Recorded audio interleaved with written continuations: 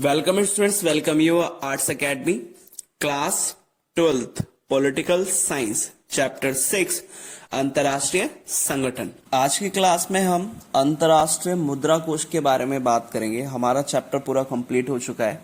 अब इसमें जो इम्पोर्टेंट टॉपिक्स हैं जो साइड में बॉक्स में हैं उनके बारे में हम बात करेंगे।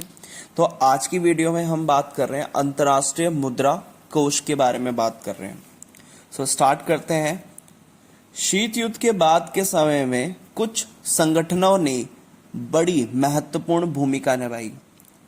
इजीली समझ में आ रहा है, पता चल रहा है कि जैसे ही शीत युद्ध खत्म हुआ तो शीत युद्ध के बाद कुछ बहुत ज्यादा संगठन महत्वपूर्ण निकल के सामने आए और उन्होंने बहुत ज्यादा महत्वपूर्ण भूमिका निभाई।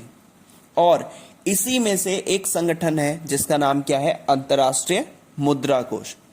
तो विश्व की अर्थव्यवस्था के संदर्भ में इसमें एक अंतर्राष्ट्रीय मुद्रा कोष है जिसकी इंग्लिश में कहा जाता है इसको IMF। IMF की फुल फॉर्म है इंटरनेशनल मॉनेटरी फंड। तो अंतर्राष्ट्रीय मुद्रा कोष एक बहुत ही महत्वपूर्ण अंतर्राष्ट्रीय संगठन निकला। और अब इस संगठन के आगे बात करते हैं इसमें क्या क्या है।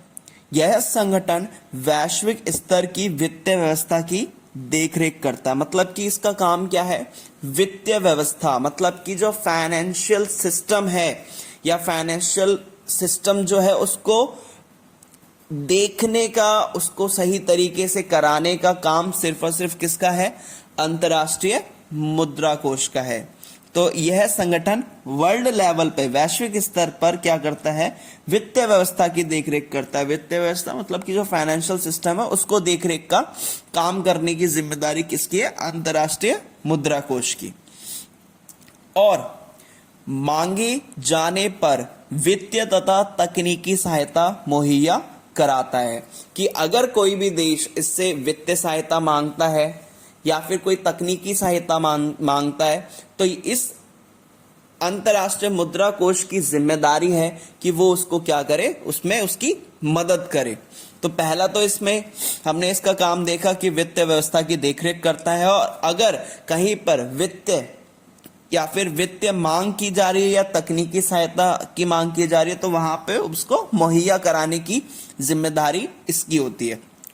अगर इसके टोटल सदस्य की बात करें 12 अप्रैल 2016 की तक की बात करें तो 189 इसके सदस्य हैं। 189 देश अंतर्राष्ट्रीय मुद्रा के क्या हैं, सदस्य हैं। और जो मैंने आपको 189 बताया है ये 12 अप्रैल 2016 की स्थिति तक है। मतलब कि 12 अप्रैल 2016 तक जो इसके टोटल सदस्यों की संख्या है वो 189 है।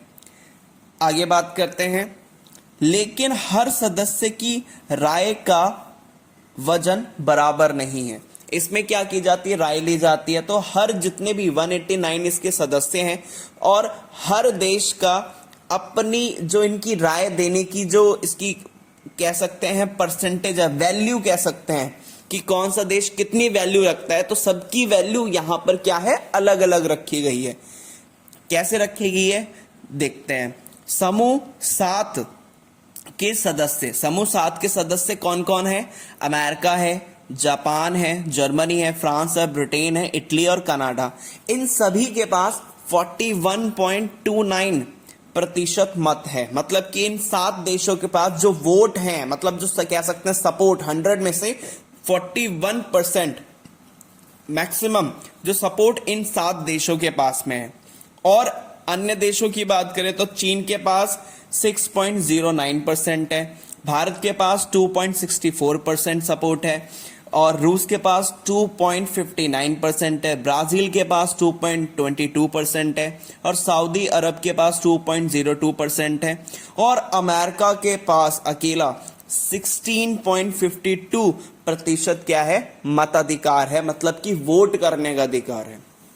तो इससे हमें यह पता चलता है कि जो अमेरिका है और उसको जो साथी देश है उनके पास ज्यादा क्या है, इसमें मेन परसेंटेज उनके पास बहुत ज्यादा है। तो आपको समझ में आया होगा अंतर्राष्ट्रीय मुद्रा कोष। एक बार फटाफट से रिकॉल कर लेते हैं। जैसे ही शीत युद्ध खत्म हुआ तो शीत युद्ध के बाद कुछ अंतर्राष्ट्रीय कई सारे महत्वपूर्ण संगठन निकल के आए और इसी में से एक निकल के आया IMF, इंटरनेशनल मॉनेटरी फंड, अंतर्राष्ट्रीय मुद्रा कोष निकल के आया। इसका काम क्या होता है? वित्तीय व्यवस्था की देखरेख करना। इसके साथ साथ अगर कहीं पे वित्तीय मांग की जा रही है, तकनीकी सहायता की मांग की जा रही है, तो उसको मुहैया कराने की जिम्मेदारी है। टोटल सदस्य इसके कितने हैं? 189 इसके सदस्य हैं 2016 तक के अनुसार। इसके बाद इसमें कहता है कि यहाँ पे सभी सदस्यों की राय अलग अलग है।